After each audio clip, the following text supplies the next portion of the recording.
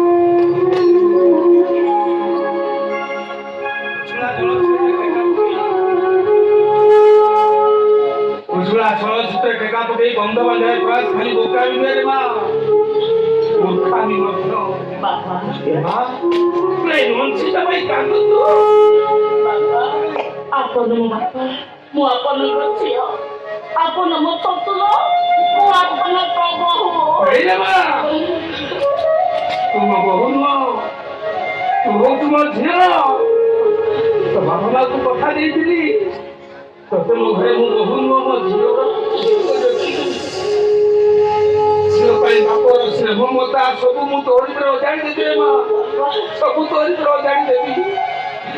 ତୋ ଆଖିରେ ମୁଁ ଜମା କରିପାରିବିନି ମା, ଜମା କରିପାରିବିନି ମା। ତୋ ସ୍ୱାମୀ ତତେ ନୁହେଁ, ତୋ ବଡ ଭଉଣୀ ପାଇଁ ସେ ପାଗଳ। ସେ ଜିଦ୍ ଧରିବାରୁ ତୋ ବାପ ଯୋଉ ଯାଇ ମୁଁ କଥାଟା ଫାଇନାଲ କରିଥିଲି, ହେଲେ ତାପରେ ଯାହା ତୁ ତ ସବୁ ଦେଖିଲୁ ଜାଣିଲୁ, ଆଉ ଅଧିକ କଣ ତତେ ବୁଝେଇ ହେଲେ ମା ମୁଁ ତତେ ଆଶୀର୍ବାଦ କରୁଛି ମା,